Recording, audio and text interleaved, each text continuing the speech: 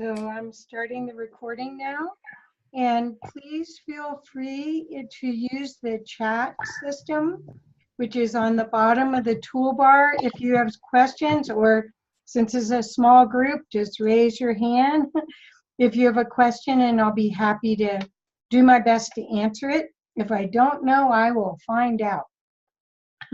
So I'm really excited to help everyone today as much as I can with learning how to make content that'll really help you connect with your customer. And what I'm going to do is I'm going to share my desktop and show you the slides from here. So basically, first I wanted to explain a little bit more about the Women's Way. The Women's Way, Trina had explained that we started it about a year and a half ago now. And we basically wanted, it's open to anybody. We aren't really discriminating against genders, but we really wanted to assist each other in creating a way to communicate with love and connect and make impact with love. So that's the premise that I created this offering for you today with, was as a gift to help you to connect to your customers and your clients with love. So, first of all, I want to talk about what content marketing is. And as you can see with this slide, you can see there's social media, email, influencer marketing, content creation, storytelling, strategies, analytics, all sorts of communications that all go under this umbrella content marketing. But I'm not here to confuse you. My whole goal is to make it easier for you to understand. Hi, Ruth. Hi. Welcome. Thank you.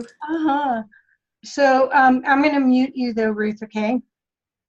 Sure. Okay, dear. Okay, so my job is to give you the little insider tricks. I've been doing strategic marketing for 18 years. Pretty soon it'll be 19 years at the turn of the year. And my joy is to find tools and strategies to connect with your customer in an easier way. So that's what my goal is here, is to share that and make it fun. So first of all, what we want to talk about is, when we're talking about what is valuable content, basically the content marketing that we're talking about is a technique of creating and distributing valuable, relevant, and consistent content to attract and acquire a clearly defined audience with the objective of driving profitable customer action. What we want to talk about is what we think is going to be valuable and relevant and consistent. And I do have a way for you to do all of those. So why do you have to make content? Well, content makes the web go round, the world go round. Sometimes it's used to educate, sometimes it's used to entertain, sometimes it's used to provoke. If you want to really get a lot of interaction, you can be contrary to common opinion and provoke your audience. Or you can inspire, and most of the people I work with are committed to inspiring. So hopefully that's what you want to do too, but you can do whatever you want. And it's one of the most powerful ways to bring in new subscribers and customers. So while you're working on your projects, a lot of times it's hard to keep attracting new people. And content is one of the easiest ways to have people know, like, and trust you and connect to you on your values. So you hear people worrying about how to create content. So some of the things they say is, I don't know what to video or write about. I don't know what my client needs to know. And a lot of times I can say that from doing this for 18 years, it's hard for me to remember what a beginner needs to know. So a lot of times, if you're a professional in what you do and you're offering, sometimes you won't remember what the beginner mind thought either. So we have a solution for that. But I don't know what content my clients prefer to use. So you don't know if they prefer to read short articles like magazine articles, or watch videos, or do all their education and news finding on Facebook. So you have to kind of know a little bit about your audience. And then I don't know where I should share my information. That again, we'll cover here. Okay?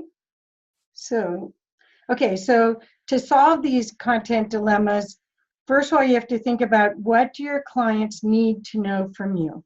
Okay? So the primary decisions that you need to make, there's 4 of these that are primary things that are pretty easy to do, but a lot of people forget to do them. So the first one is, who is my avatar? Now, I will show you a form of how to create and find this out. I've shown it before in some of the other processes that I've done on the Women's Way. And the avatar is you actually pick a person that is your ideal customer.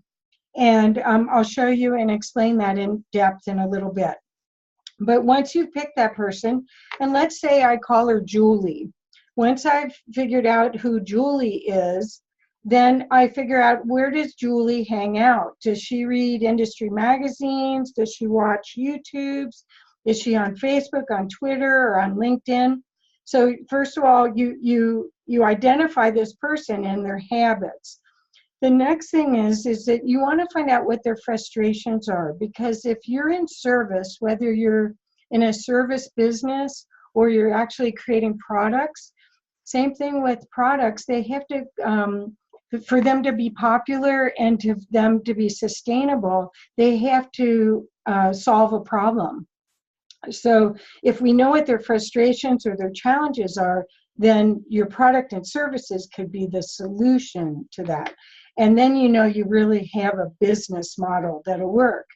And then the last thing is, do you know your best competitors?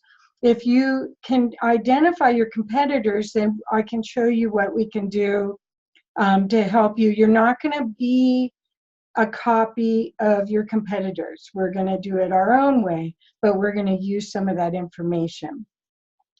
So this is the form that I've shown people before on these calls, that is called my avatar form. And this is from our course, the Mindful Marketing Magnetism course. And I hope you can see this pretty well. But this first box is the demographic. So you identify who your customer is. So let's say we've got we've picked a woman. We say her name's Jill. So she's female.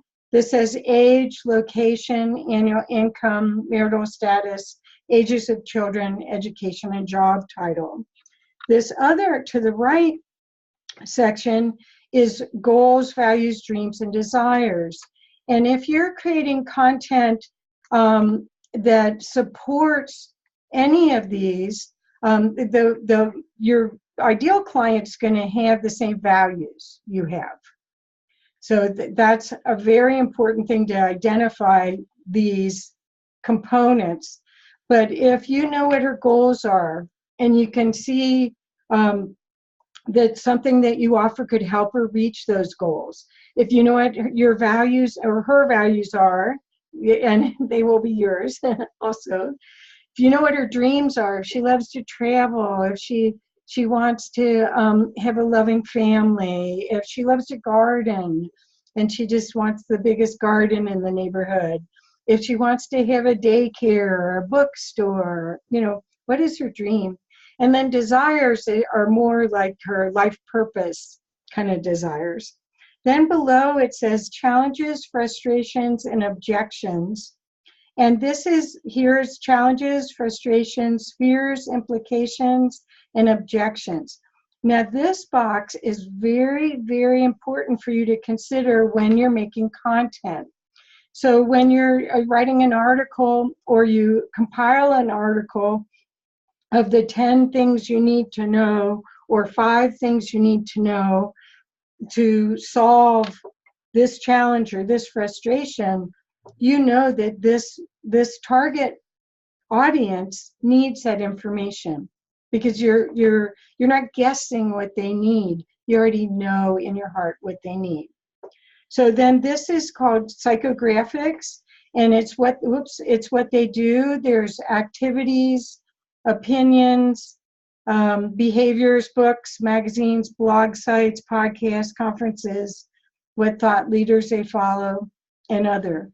So a lot of times these psychographics is what Facebook is using now when you do your advertising. So it's really, if you can fill out as much as you can about this ideal customer, and a lot of times you've had one of those, so you just want to clone them, and you want to set up your information so you attract more of them, because this is all about magnetizing, not having to work so hard. So once you see that, then you want to see, where are these ideal customers, these people that fit your avatar? And they could be on social media. And these are the most common social media sites. There's others, but right now I'm finding a lot of my peers in the marketing world are getting a lot of business from Pinterest and YouTube. So not as much from Facebook, which is really interesting. So just so you know that. And I have taught other classes on some of this, and I'd be happy to assist you if you have questions on any of this. We can come back to this later.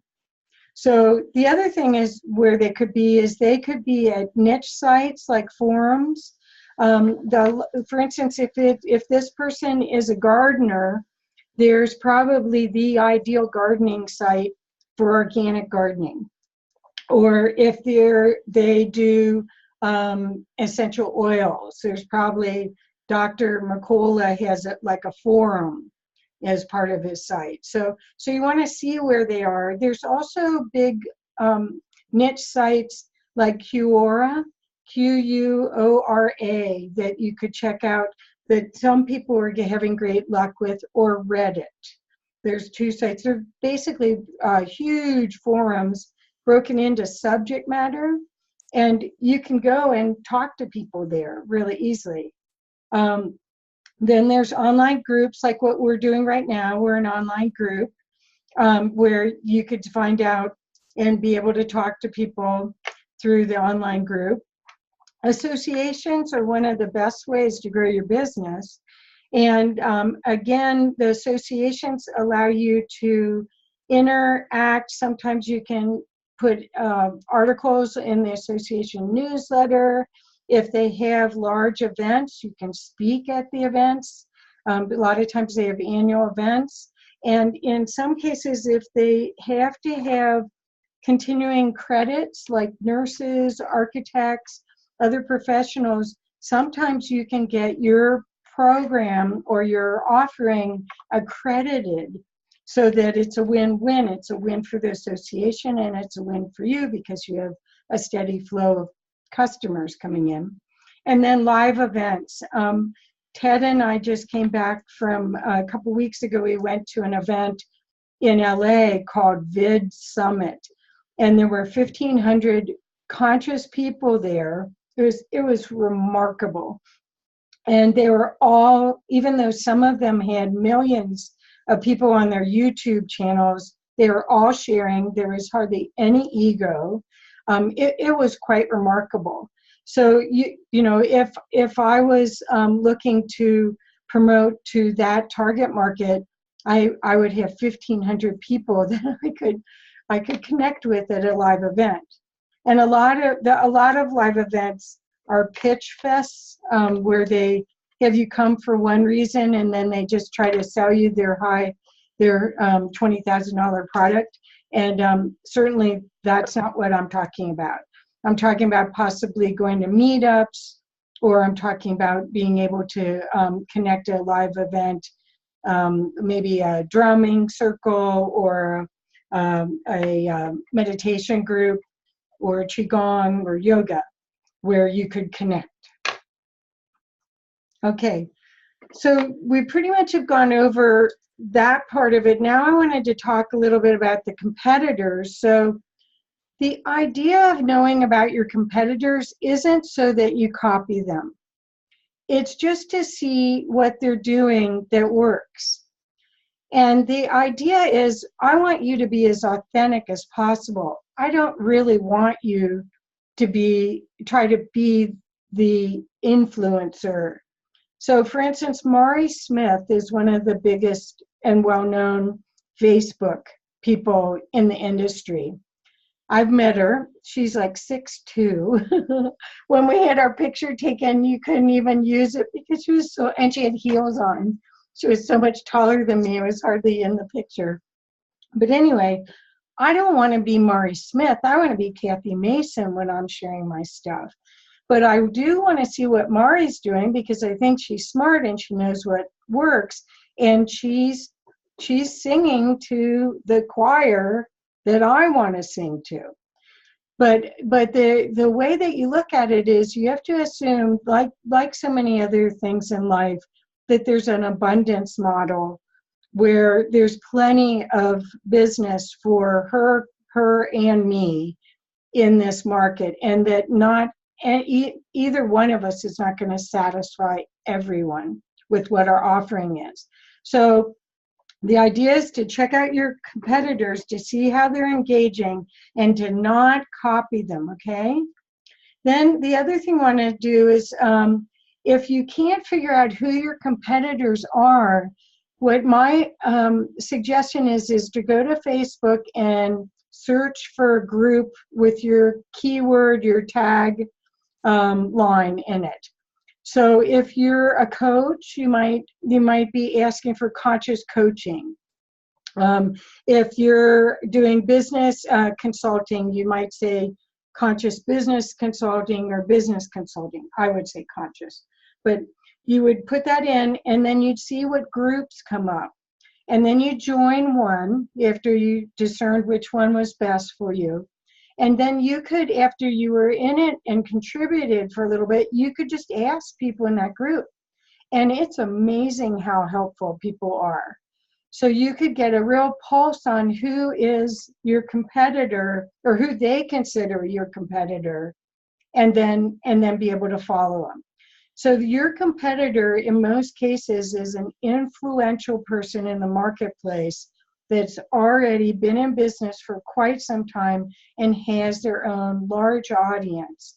And so you're just seeing how are they keeping up with that large audience, what information does that audience consume, and how they're sharing that information. That's the information you want. So once you see that, then you've got this overview. You've got your idea of who your ideal customer is, and what their problems are, what their frustrations and challenges are.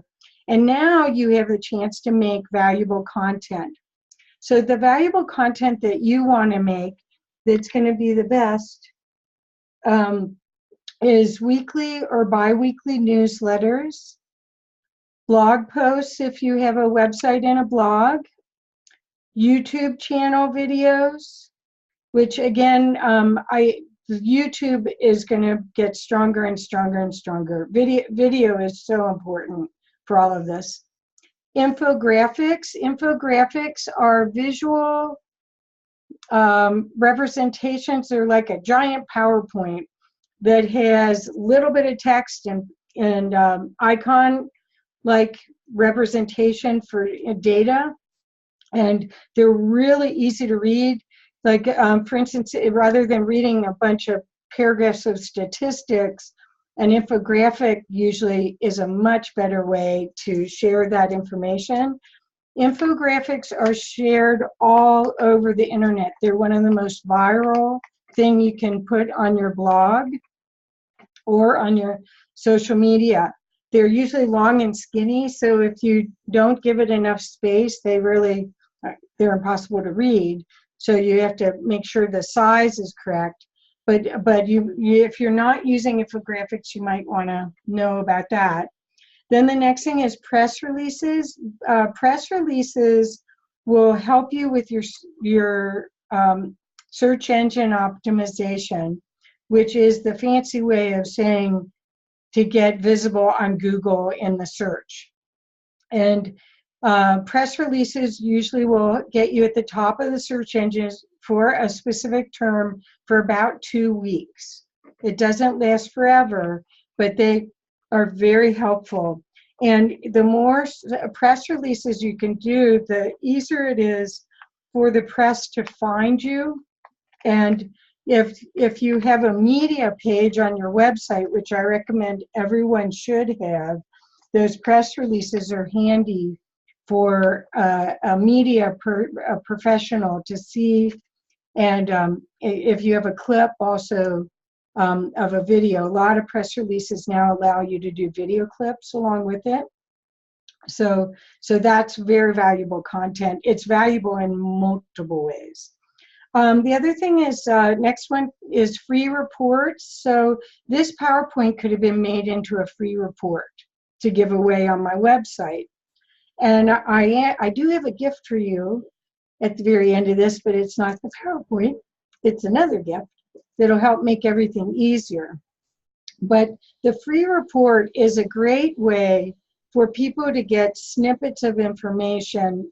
Usually they're I would say 6 to 10 pages long, and they're downloadable. And those really can be repurposed in so many ways. You can make the free report from just even 5 or 6 blog posts and images. So it's not hard to make, but they're very important as far as being seen as a valuable content provider. Then the next thing is emails.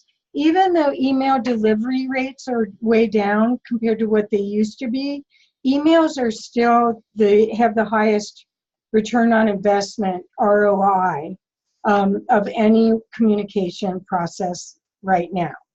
So you want to make sure that you're still building your email list and you're doing at least 2 emails a month to your list. And then the last thing is content curation. And I want to explain this because I think this will help you the most out of everything that I'm going to share tonight. So if you don't know what this means, content curation, it's basically where you share content that's produced by others.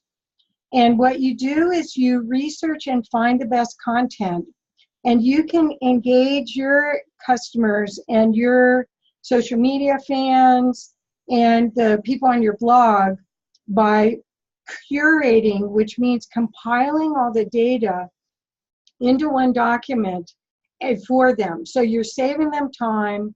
You're the expert, so you know what's important and not important. And there's so much stuff now, it's so hard to discern what's good and what isn't. So you're doing a huge service to your customer if you can do this content curation. So, and again, this can be given away in those free ebooks or just as articles, but this is a great way to build relationships. So some examples are compiled newsletters where you're like the Wall Street Journal, and let's say people wanted to know about cryptocurrency. Well, you would do a Google search on cryptocurrency, and then you would find out that for 2018 or the last quarter of 2018, the things that your customers should know that probably don't have time to do the research. So by you compiling it for them, you've done them a great service, and it makes you look like the brilliant one, even though you just compiled it. But it did take you a little bit of time, but you didn't have to create all that content. You can also, yes, there's a chat, I can't see. Excuse me. Let's see. Excuse me 1 second, someone chat. Okay, bye, Nahid. Thank you. Nahid had to go. Okay.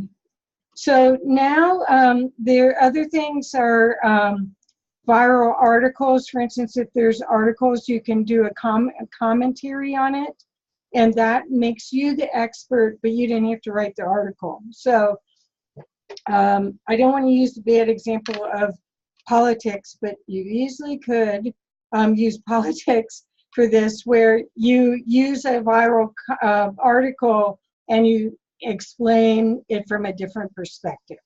So that's one way to use content that's already out there that may already be viral, that may be accepted. Then summary infographic, that's where you can use those large graphics. You can use a 10 hot stories list. You can do tweets where you do an explanation article, or you can do a short summary video. And in a lot of affiliate marketing, where people are selling other people's products, they do these short summary videos that are 3 to 5 minutes long to introduce you to a new product that they recommend for you to buy. And they're basically getting a commission on everything. You could do that too. Just like Amazon, if you sign up for Amazon, you can be an Amazon reseller and make money from that as well. So since you know your customer and your audience, you can select content based on what will best serve them, and then add your own content, your comments or ideas. So let's say I did a thing on cryptocurrency. At the very end, I could make a recommendation. So it wouldn't just be the other person's advice, it could be my advice, or at least give them another opportunity to think about it in a different way.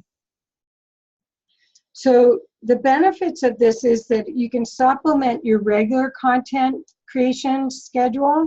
So if you're already making content, which we'll talk a little bit more about that, then this helps you. You don't have to create it all. So by you using that, now when you share things on Facebook, you are basically doing content curation. So even when you're sharing those cute kitty cat videos, or just any fun posts or those quotes, that's really what we're talking about. But what we're talking about is being a little more conscious about it and planning it out so that it serves you completely. It really allows the small business to act like a big business, because you are the authority that they look to. So, and it offers you a whole bunch of ways more to engage with your audience, because this is really easy to do. And I love trying to get us visible in the search engine with any way we can. On Facebook, you almost, if you key in my name or your name on Google, sometimes Facebook will show up, but it won't show up the viral post that got hundreds or thousands of views. But if you do content on your website, on your blog, or content or free reports or YouTube's, it will show up on Google. So it's really powerful for the little guy to act like a big guy, which that's what I like. So the other thing with curation is you can connect with industry influencers just by sharing their work. So for instance, Joel Comm is a friend of mine, and he's a internet marketer. I met him probably 10, 12 years ago. I have most of his books, and if he's running a post that he wants more traction with and I share it, he gets notified that I shared it, and usually he'll come and like it, and then I'm on his radar. So this is really powerful. If I want to interview him, then I can curate his content for part of the interview. And all of a sudden, this little influencer gets connected with the bigger influencer, and you get a lot of traction from it. So to find the best content to share for your target market, your best place to start is Google. and you use keywords. So whatever you found were the challenges and frustrations on your avatar sheet or their interests is where you would start. Those words, the words that they would use to look up for a solution to that problem. Okay? Then you can also, there's a thing called Google Alerts you can sign up for free. And it will tell you if every time a new content article is put up on the web that they've indexed with your keyword name on it. So it's very useful. Then the other thing you can do is, of course, you want to find the influencers. So I was just using the reference of Joel Comm. There's lots of people in our in different marketplaces that are considered the go-to people.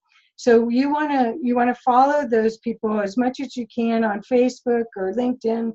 A lot of times they already have 5,000 friends, so you can follow them. You don't necessarily get to friend them, but you can follow them, and then you can be notified anytime they post something. There's also a tool called Clout, K-L-O-U-T, to measure people's influence online. So you can see if you, to find if the person that, let's say you asked those people in that Facebook group who their favorite coach was, and they told you somebody, you could either just go to Google and put their person's name in it, but you could also go to a tool like Cloud, and you're going to be able to see what their influence is. And the other people that are doing this, that are doing content curation, you can also follow them. So for instance, there's a periodical that has events once a year called Social Media Examiner, and it's fantastic. And they use, it's almost like the Wall Street Journal or CNN, where they have guest writers. So you can actually go on those sites, find some of the content publishers, and then follow them as well. So Mari Smith is one of the people that I mentioned before for Facebook. She's on Social Media Examiner. So, and again, the great way to find content is to join communities and groups, whether they're associations or online groups. So what you want in order to get the attention and to work along with the influencer is you want to choose content the original publisher would care about, that they would want you to share, and then make sure the majority of the content you share is by an influencer. And make sure that you definitely acknowledge that contribution and tag them if you can on it, and let them know so that it's a win-win. They want to have their content spread, and you want to be affiliated with that person.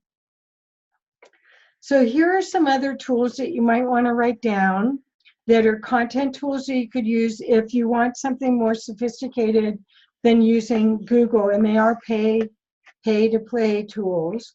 But there's Listly, Feedly, Scoop It, Pulse, and Sponge.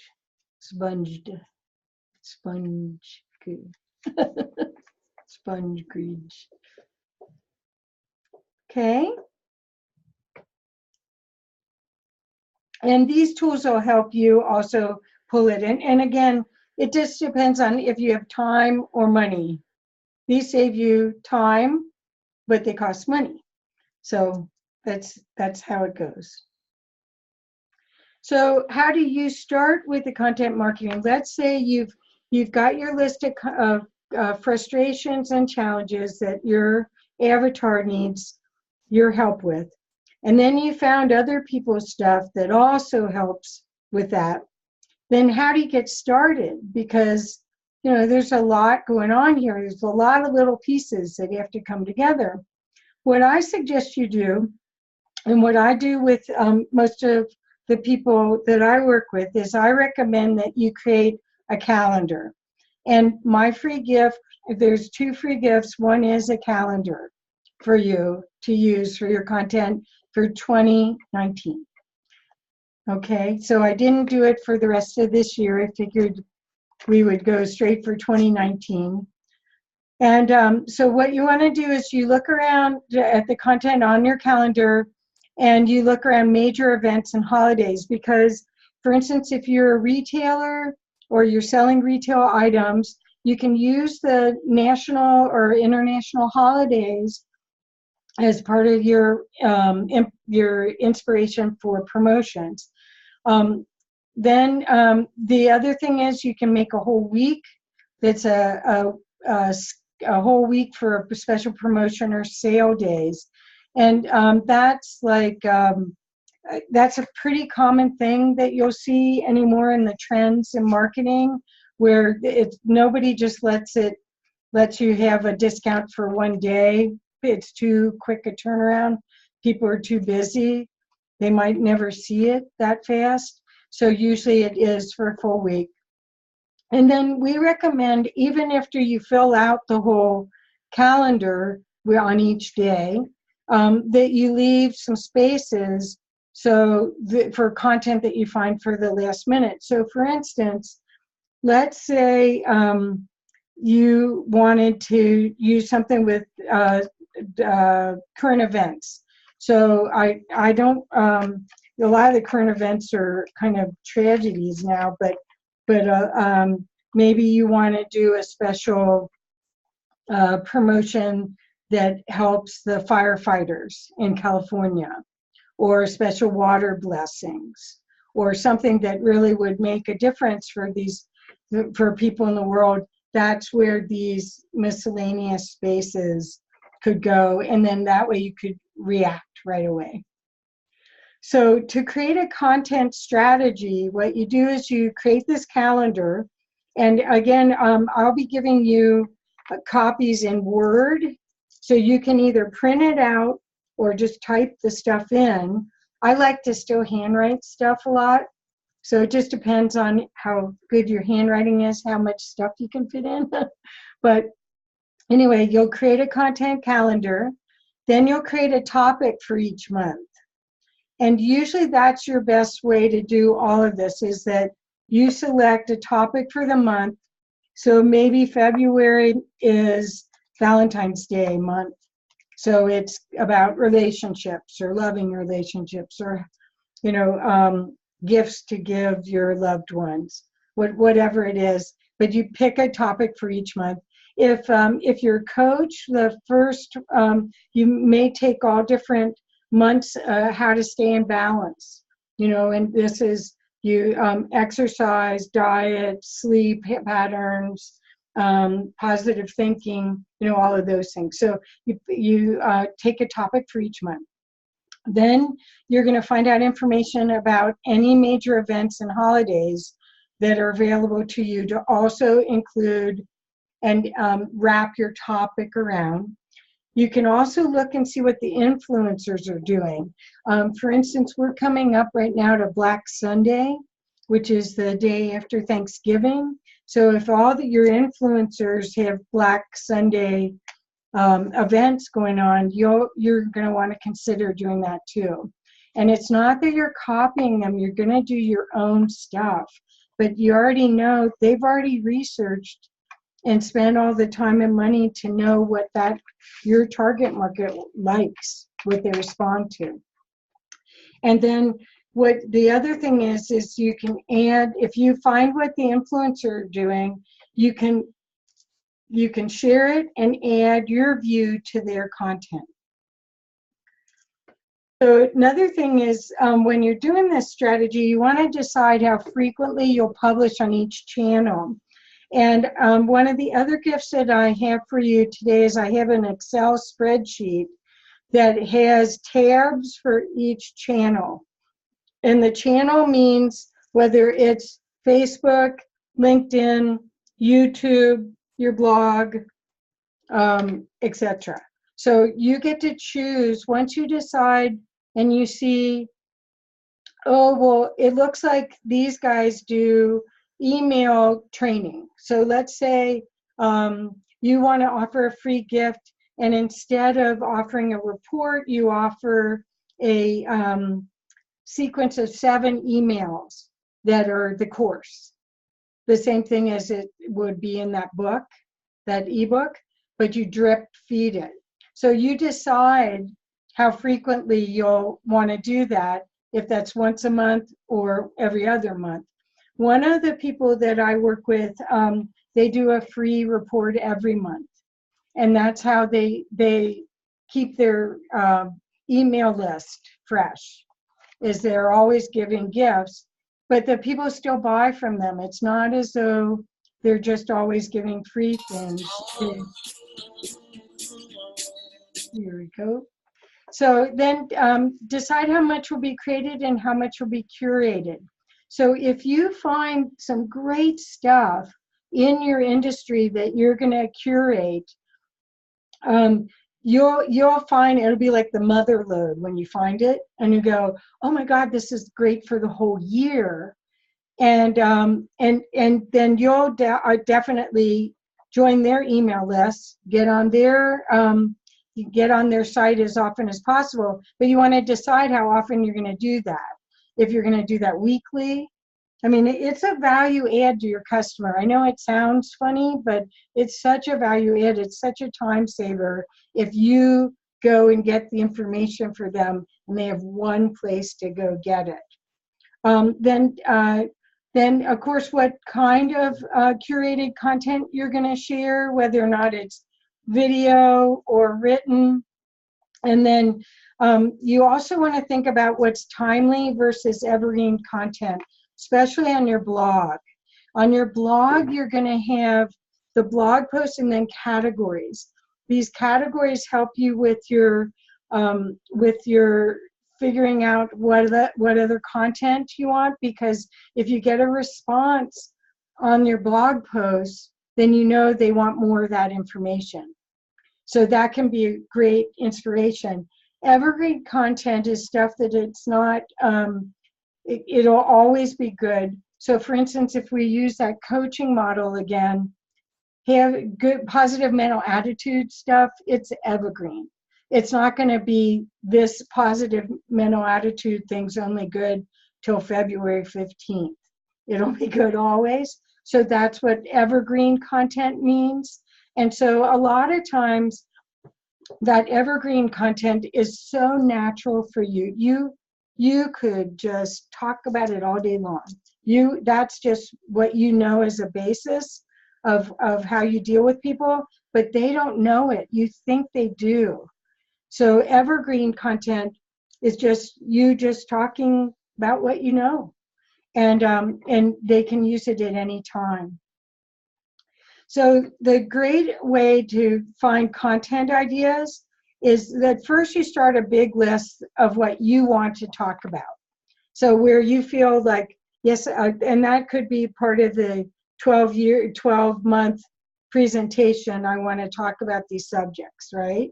But eventually you need help making that have enough substance, because you can't keep talking about the same thing and showing the same thing every time. You want to jazz it up. So you first start there, and that'll serve you for months, but it won't serve you for years. Okay, then if you have a blog, you look at those categories I was talking about. And then the next way to find other content ideas is if you have a blog, if there's blog comments, a lot of times they'll be asking other questions. So you can find out if they want you to go deeper. And of course, you can always ask too. You can also browse through your email questions that you may get as you're in correspondence with your customers. And if you're in correspondence, if you're following your influencers, you'll see email questions that they get. And your take on things are gonna be uniquely yours, because you're looking through your perspective of your experience. So that's to answer questions is great. Then if you've got social media or a blog post, you want to look at your most popular posts, because obviously if they're popular, you want to give this audience more of that. The other thing you can do is you can take a different angle. So if the industry, let's say there's a new movie out, like A Star is Born, which I thought was great. If you think about movie reviewers, they do this all the time.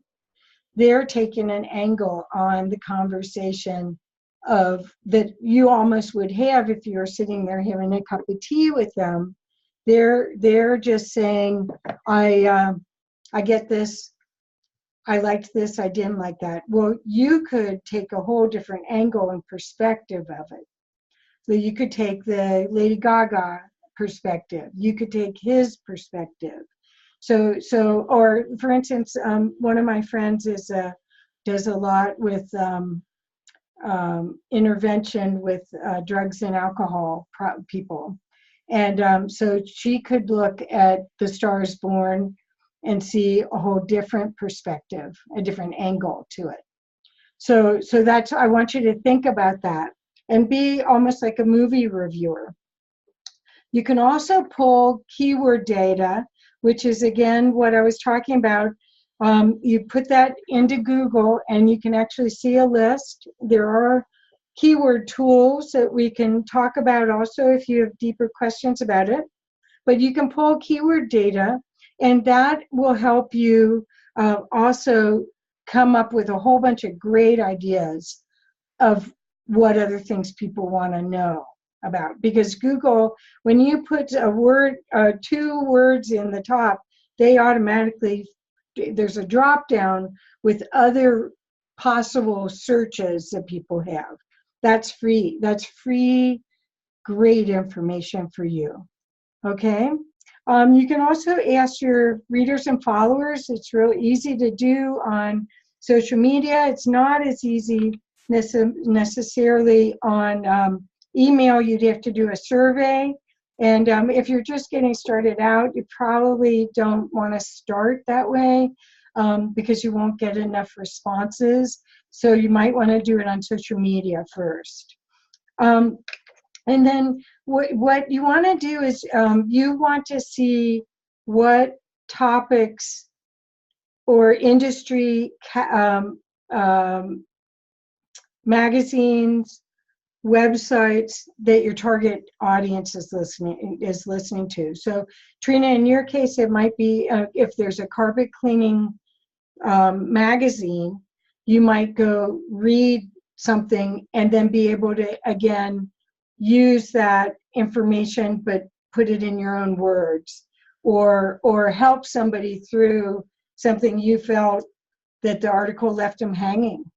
It didn't really give them the right information that you would have given them. So and it's not, it's, you can identify and honor what somebody else has done and link to it. It's not like you're taking it. It's not plagiarism. We're talking about giving them, basically, you already know that they're reading about it. So it's more being in line with their thought process. And you want to know what they know so that you can help them. And then the last thing for content ideas, I don't know if any of you have done Doodle or mind mapping, but mind mapping is a great way for you to start with a concept in the center. And there are free mind mapping programs that I've used. I've bought ones before too, but what you do is you build it out in the center, and then you can do it by hand really easily on a piece of paper where you put other things that come to mind. So you're writing down everything that comes to mind about the subject, and then you can use that to connect the dots after you've done the mind map or the doodle, where you really see, how can I fit this in to help them? Because it's like in social media, you know, my mind map might be all the different tactics, and then I might be able to help with strategy.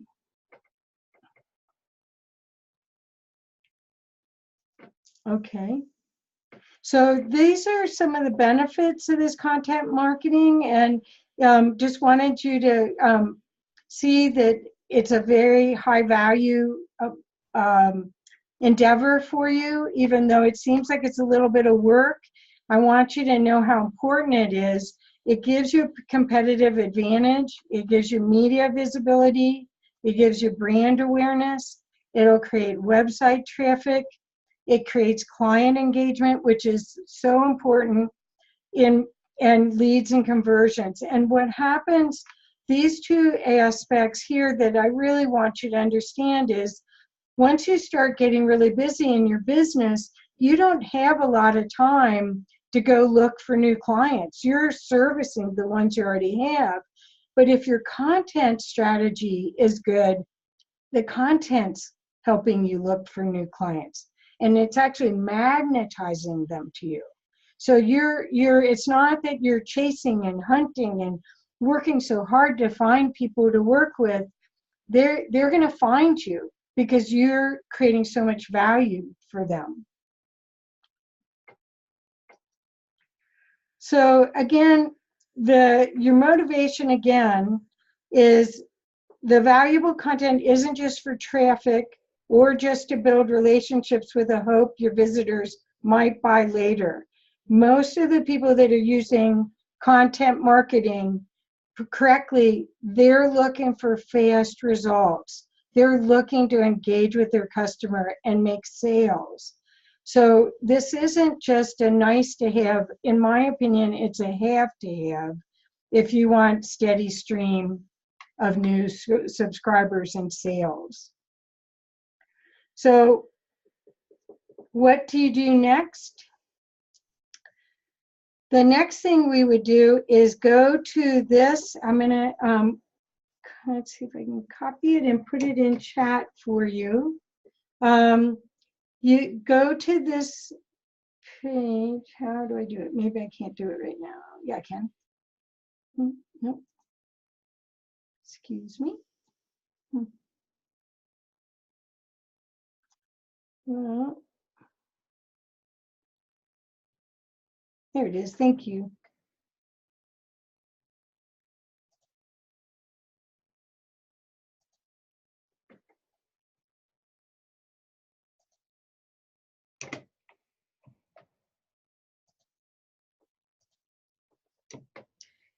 If you go to this page and enter your email, you can download two documents. One is a content planner that's for 2019 that'll help you start planning for next year.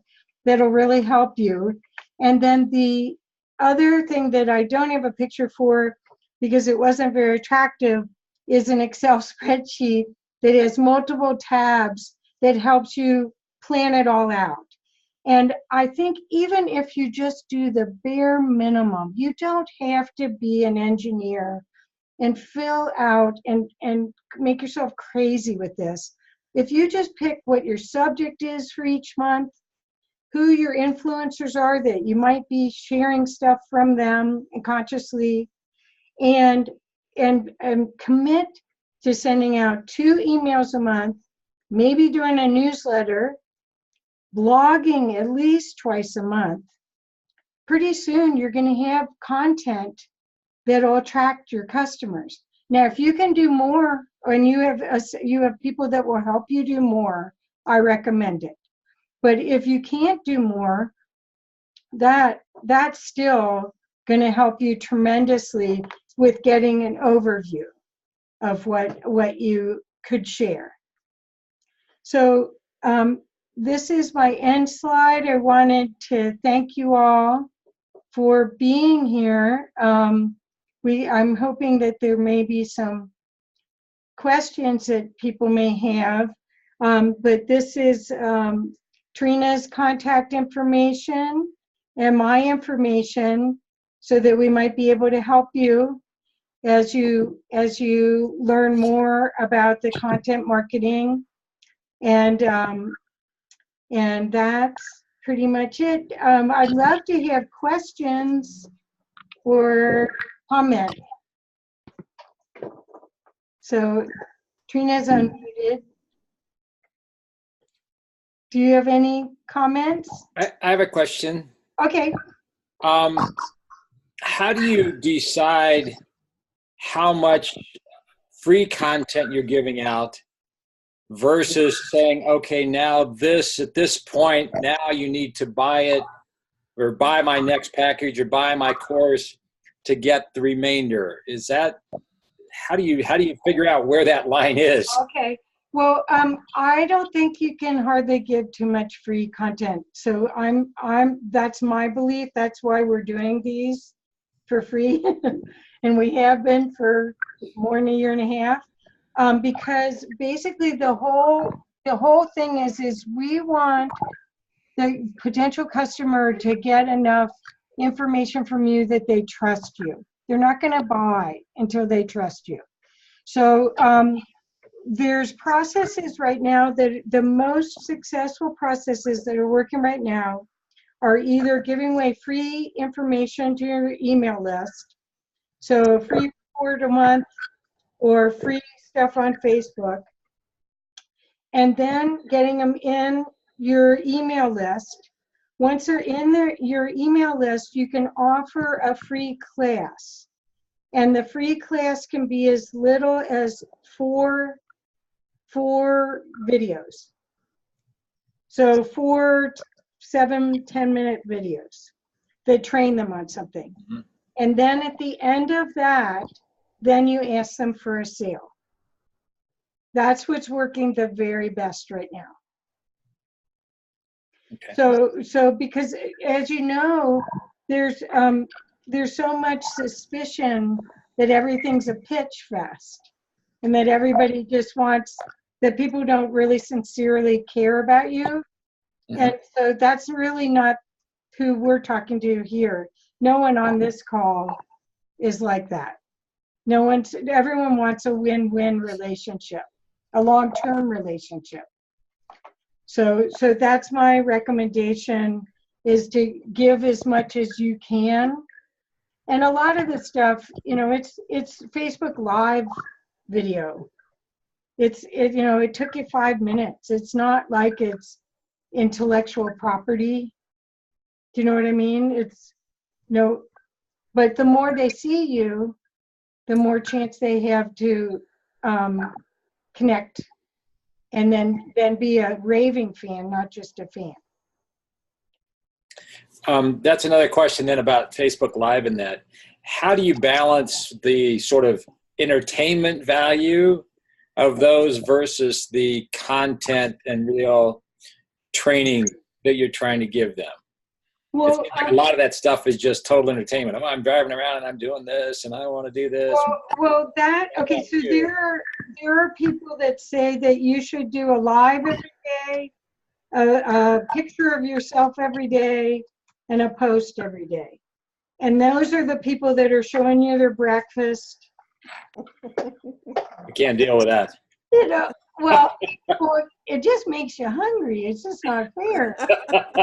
But no, so there's all different ways to do it. When you go back to thinking about your customer and you really think about that avatar that has challenges, if you have a solution for them, why would you not at least give them a little part of it? Mm-hmm.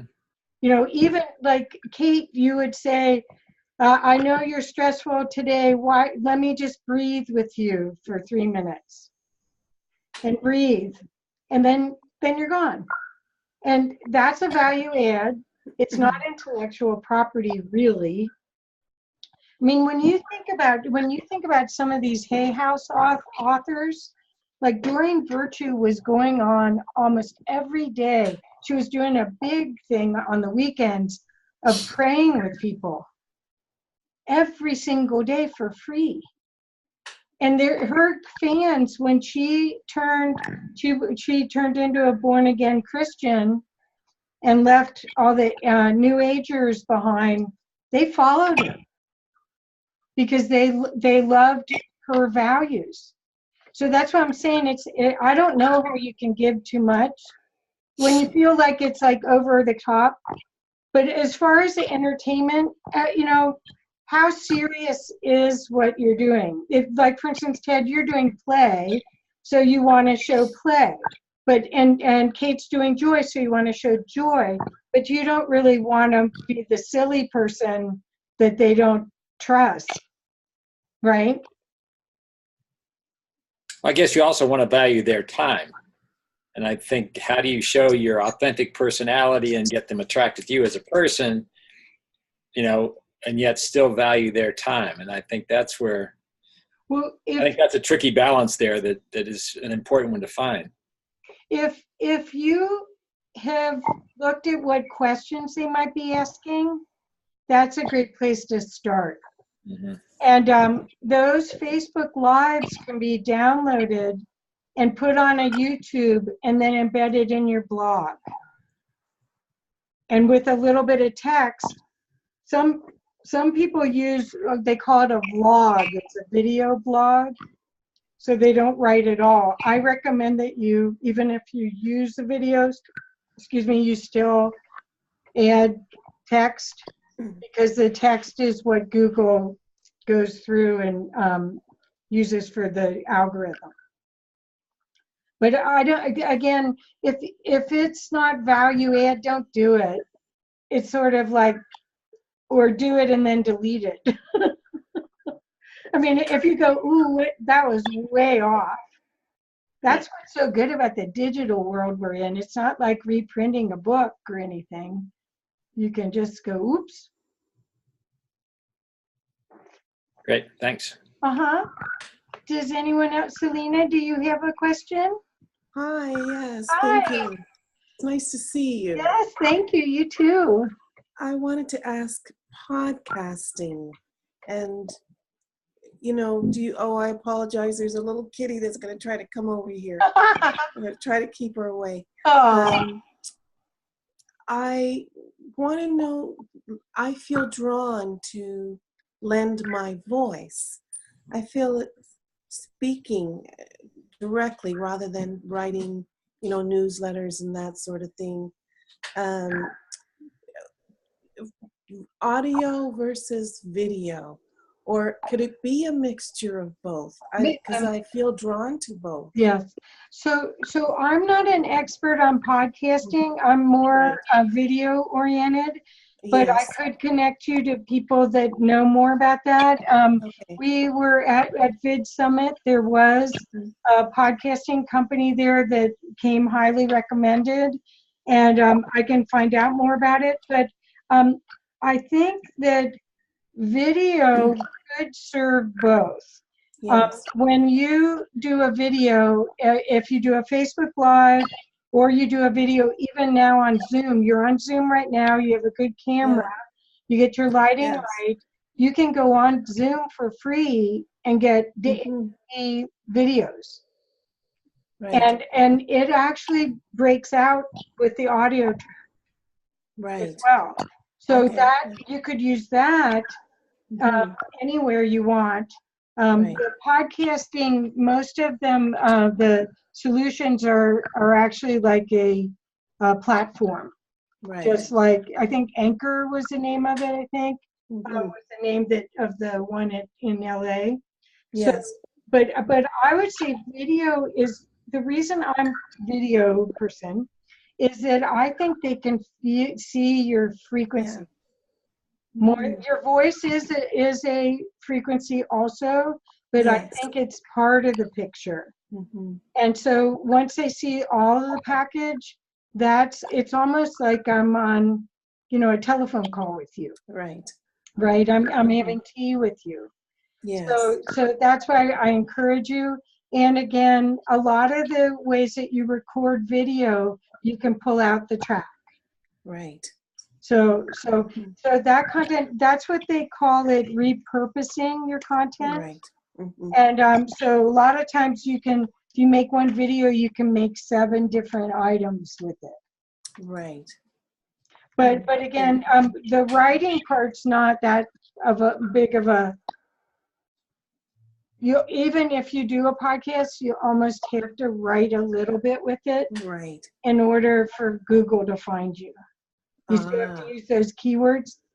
See, right, Google's just a big database. It's a big right, Excel spreadsheet in the mhm, sky. It's a right. tremendously big one. And so Mhm. they're using these formulas to pull data. Yes, So the audio would even have to make sure you'd have to have it titled the right name. right. Very good. Okay. Yes, Yeah. Ted? Can I add something? One of the people that we listened to at Vid Summit, who is a podcasting expert, did recommend that you multitask. So you create a video and then you turn it into a podcast. But he said, be careful about how you were talking. So make sure you're not saying, oh, look at this slide here, or as you can see in this picture here, or, be aware that in the podcast, they're not going to have the same visual that they will in the video. So you can do it and repurpose, but you also have to be aware of how it's going to come across. It's audio only. Hi, Kitty. I'm going to go off camera. Oh. Oh, where's my kitty? Where's my kitty? So did that help you, Selena? Very much so, Oh. yes. Thank you. I love the freedom of, freedom of video. It frees me somehow to express myself. And yet I'd like to integrate it into what I offer in a more expansive way. And so, yes, that helps me because I do feel that video is a way of crossing platforms like LinkedIn or even Instagram. And, just, Yep. yeah. And YouTube, of course. Yes. Yeah. Yeah. Yeah. Well, there's so many ways to do this. What my goal was to make it less complicated. Yes. That was what I was trying to do. I hope that's what came through. That was my goal. Your presentation has been so clear. I'm very thankful that I was able to participate tonight. And I thank you so much. Thank you. Yeah, thank you.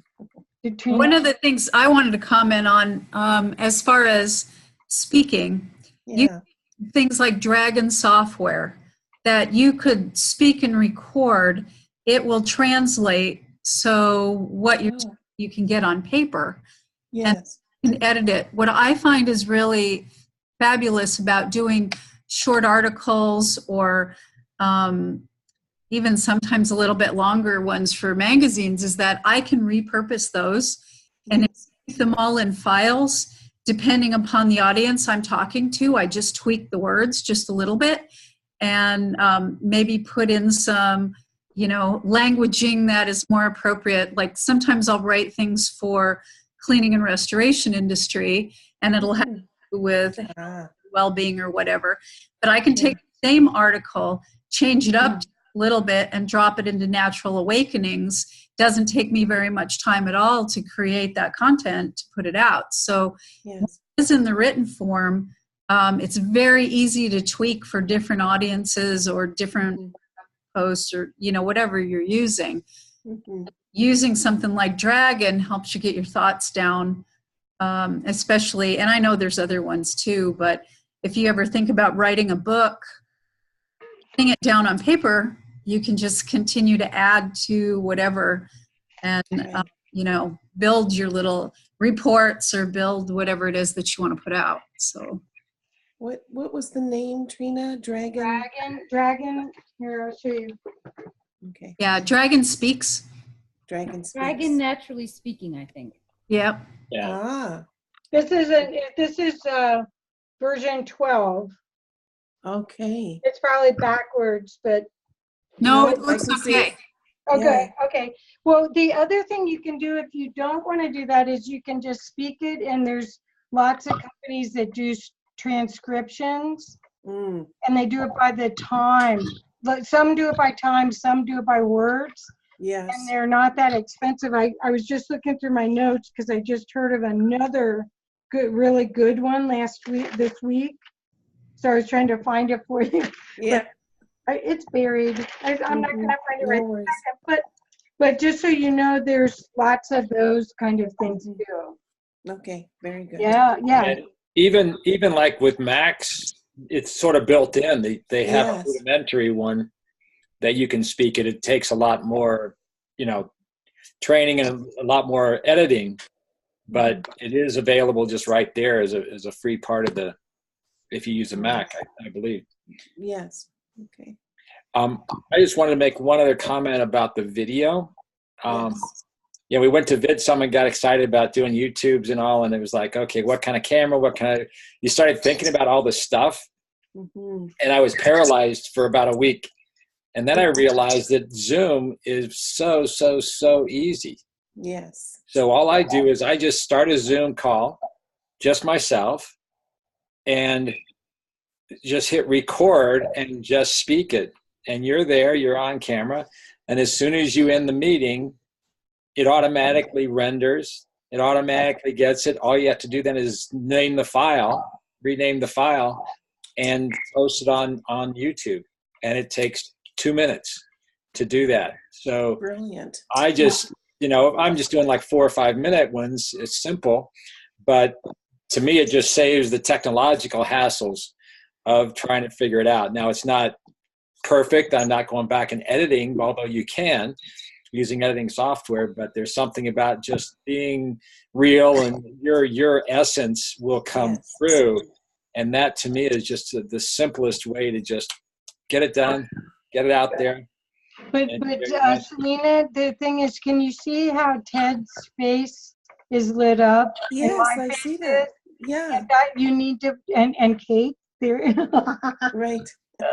You need to put a light behind your monitor. Okay. I don't have it. They make round fluorescent lights.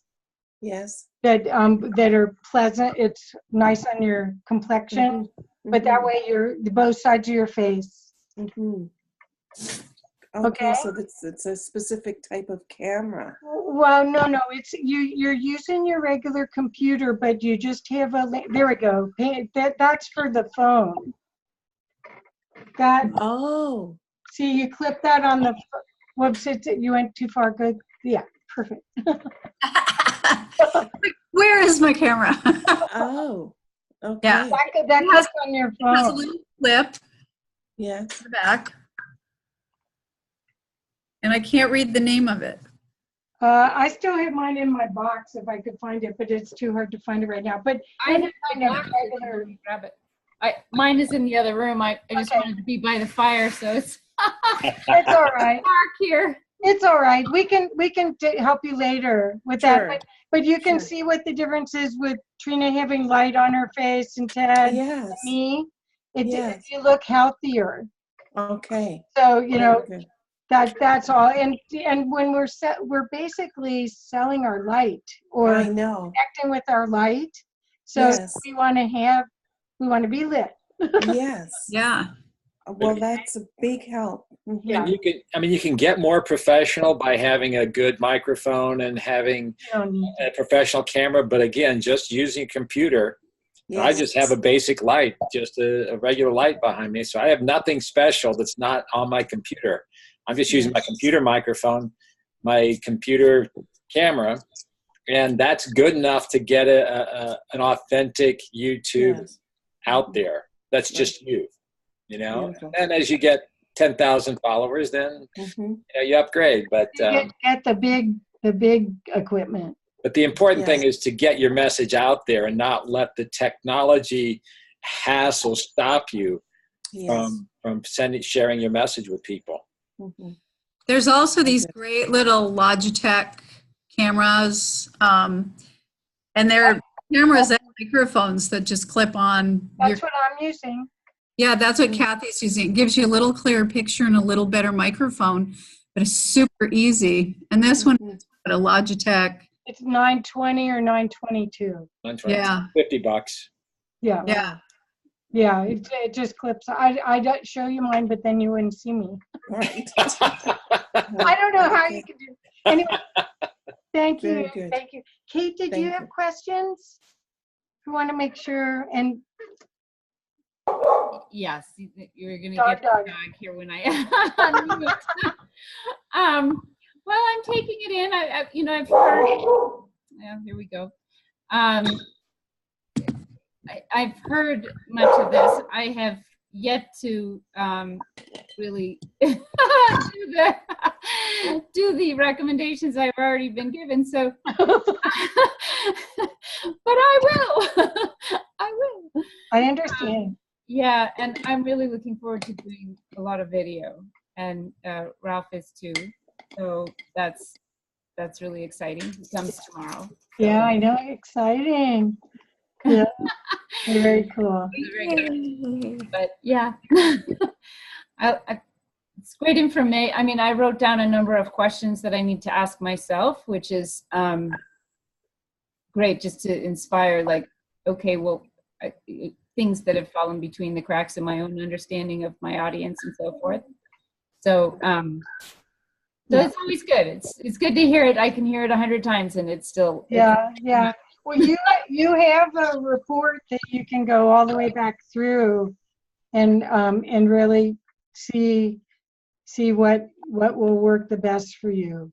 That's. I mean, I have so many products that are lining up behind me. I'm like, okay, let's. Yeah. I want to. That's cool. And then we just get busy.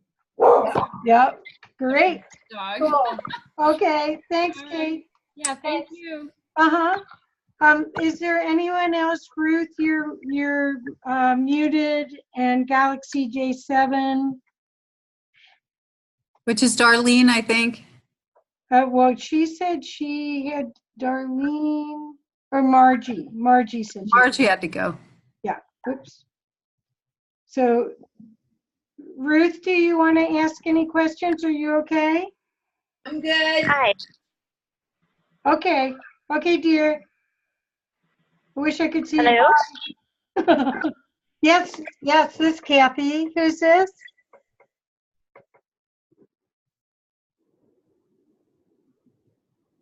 Hello?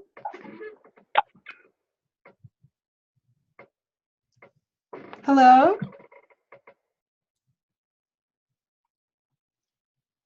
Okay, well, wanted to help you. Oh, we lost her. Okay, well, it is after 7. I want to respect everyone's time, but thank you very much for joining us. And again, I'll post that link in Facebook so you can see and download those tools for yourself. And please let me know if I can help you in any way. And have a wonderful Thanksgiving. Happy holidays for everyone. Yeah. Stay warm. I am. For today. Yeah, she's in Florida. It's not fair. We got snow. Yeah, I'm in Florida. I'm going for a walk on the beach now. Oh, okay. Yep. Thank Just you. everybody. Thank you. Thanks, everybody. Thank you. Thank you. Selena. Bye-bye.